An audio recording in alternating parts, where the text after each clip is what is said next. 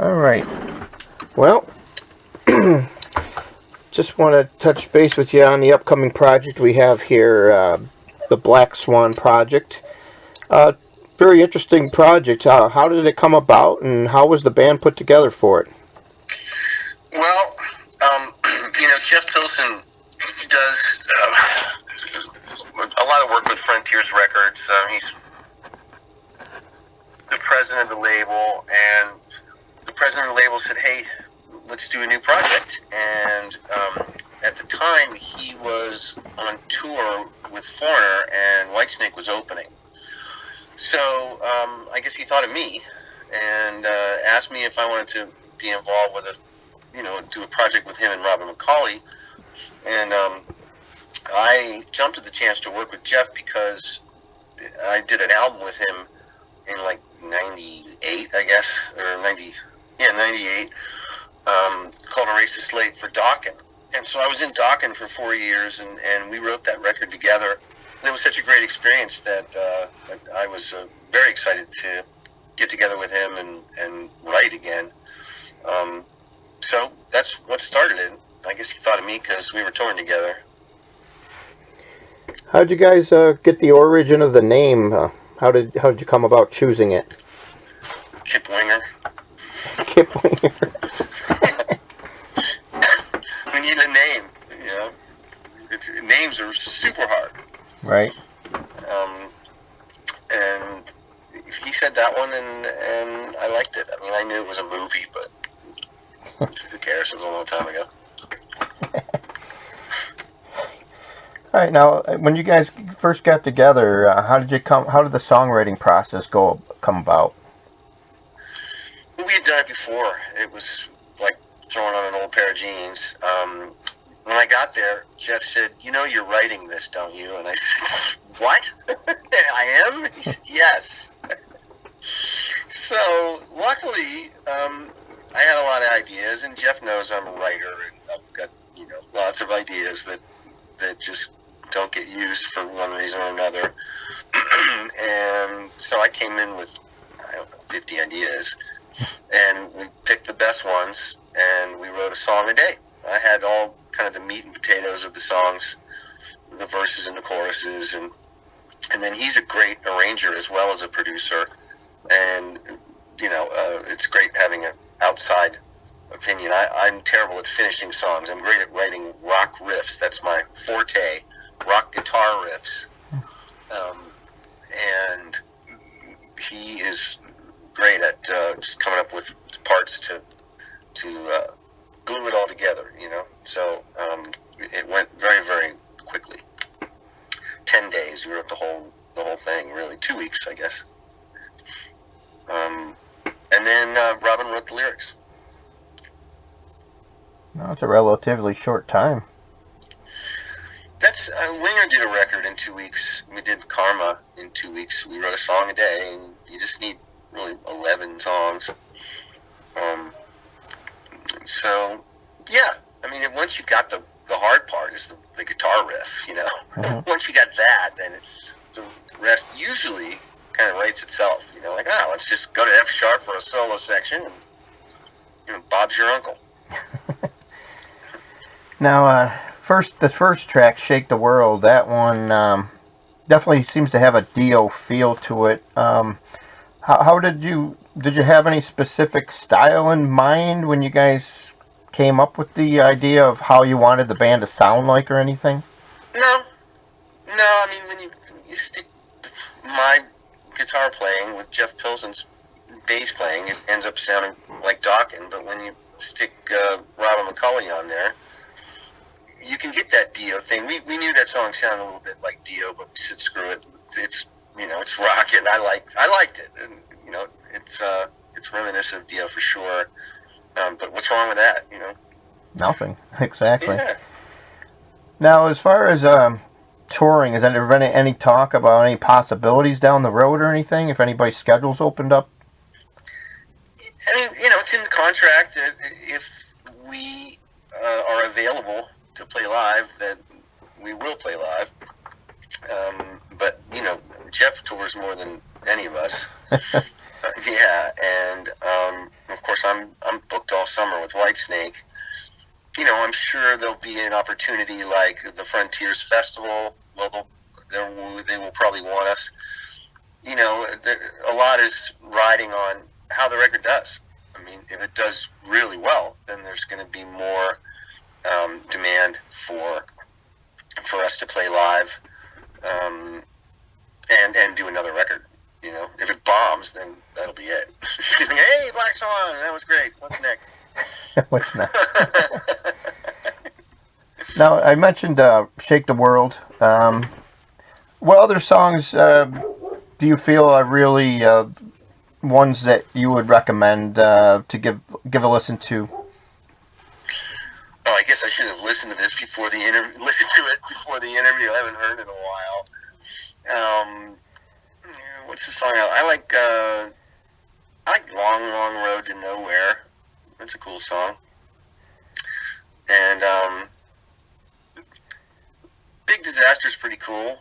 I told them not to make that the title track because that could be a bad thing. You know, Black Swan, Big Disaster. And we'd really get the reviews would, you know, if someone didn't like the record, they'd really run with that one.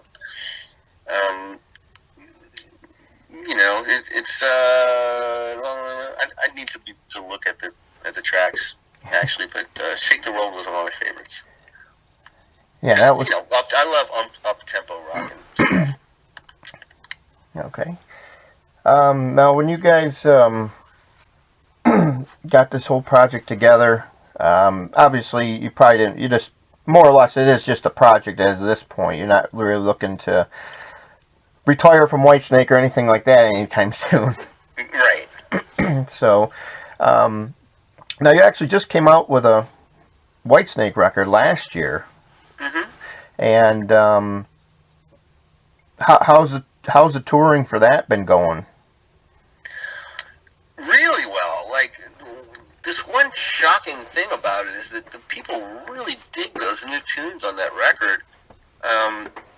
I wrote that song, Hey You, and my whole thing was like, there's a ton of air in it. I thought it would be perfect for the arenas.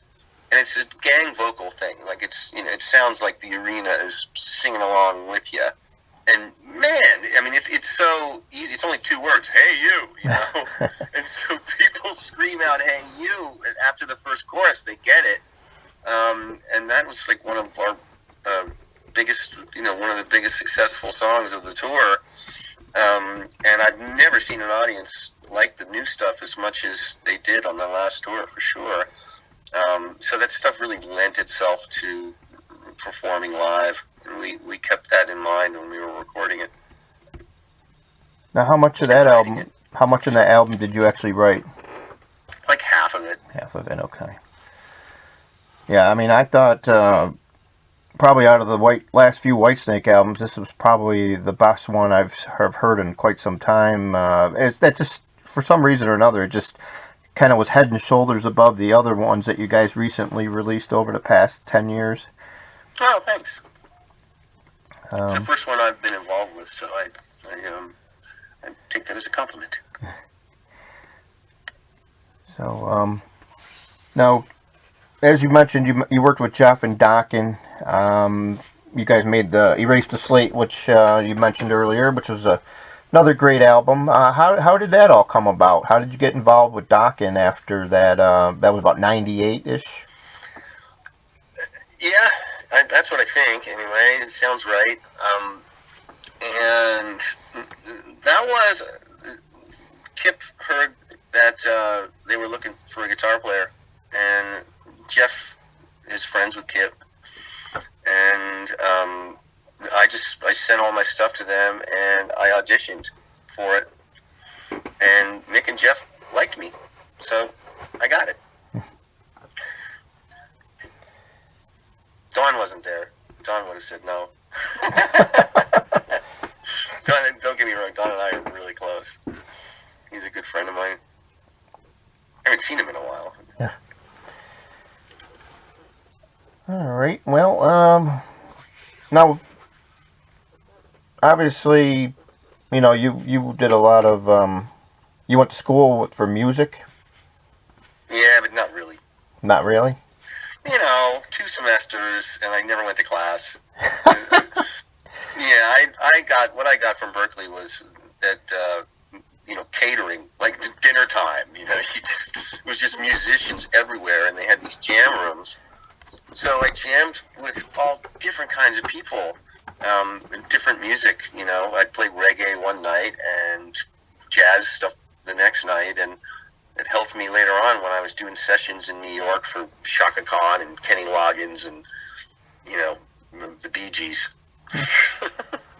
Now, how did you get into music? Were you mostly a fan first, or was it something playing an instrument just seemed cool to you? That's something you wanted to try? No. Oh, no, I was born. Just born. Ta-da! This guy, music guy. I was 4 years old, playing the piano just by ear and playing stuff on TV. And my parents thought that I was a child prodigy. And I wasn't a child prodigy. I was just a kid with a super good ear. So I had a great mom that was super supportive and would get me in all of the high school plays, and she really pushed to get me going. And she actually met a manager in New York City, and he became my manager. And I quit the band I was in Florida to move to New York and try and make it. So I was a singing waiter in New York City, and just in the subway and doing sessions for $50. And then heard about an audition for Fiona on Atlantic Records, and that was the beginning of it all, because Beau Hill was producing. And he used me on everything he did after that, because I did it for $500, the whole album. So he was like, hey, there's this kid. He'll do it for $500, and he's good, and he's fun to work with, and, and that was the beginning of a wonderful thing, because other producers started using me. And eventually I realized that I could charge more than $500, because at the time $500 was like $1 million, and I'd never seen $500. Gotcha. Well, I mean, at this point, you've been in Winger, you've been in Whitesnake, you've been in Dokken, now you're in Black Swan. How many people can actually say something like that? Not too many. Ranger. I was in Night Ranger for a year. Oh, I forgot about that one. Yeah, no, I know that. I'm kind of the 80s guy. I got a big stamp on my forehead. I remember a long time ago, I sent a tape in to Rod Stewart to try and get that. And I know one of the guys in the band, and he said everyone looked at each other like, nah, that dude's an 80s dude. They didn't even, think about me. But I'm glad, because I got Dokken after that. So, yeah, I mean, I auditioned for Hall & Oates, and I didn't get it. Because it was the only audition I didn't get, because I didn't read the chart, because I don't read music. So I just learned it by ear, and I learned the wrong inversion of the chord. It was the right chord, but it was the wrong inversion. When they showed me the right inversion, I had never seen that chord before, and it really freaked me out. And then I was nervous as a cat, and I didn't get it. But I got Whitesnake 2 months later. So, and then I saw those guys in the elevator, and they're like, "You're so lucky to be in Whitesnake." So I didn't feel so bad.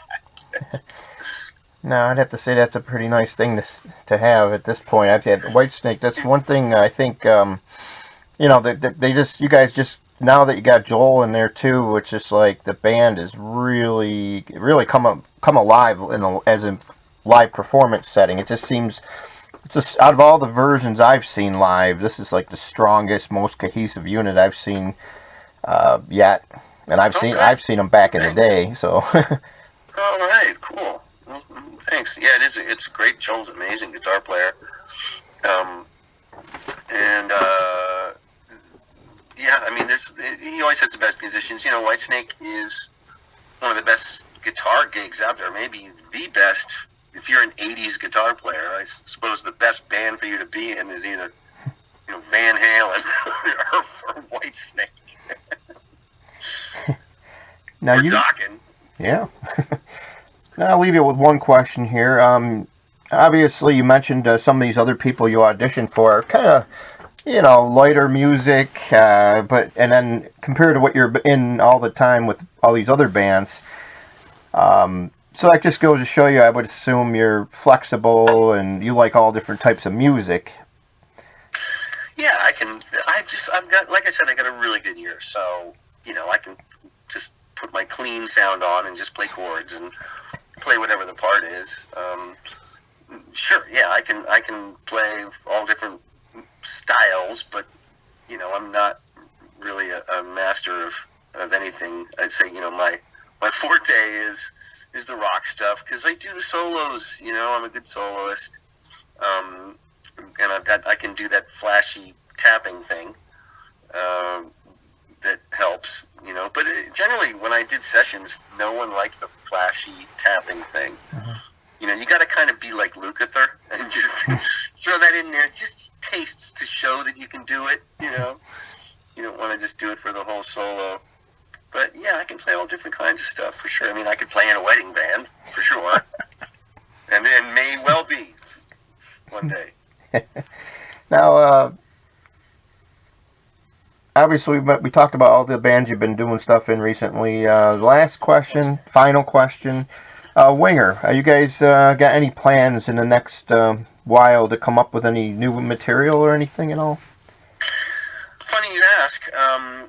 I'm flying there on Sunday to do a week with Kip, and then we're going to play on the cruise. We already wrote for a week. We wrote 3 songs. I guess, 3 solid song ideas. So, we're just going to get together whenever we can. I have April off, so we're going to do Winger gigs and write again in April. We're just going to try and get it out as soon as possible, but at the same time, we're not going to rush it, just because this one's got to be good. And Winger only makes good records. And, Kip has a very high bar. Mm-hmm. Exactly. Yeah, so we're writing and definitely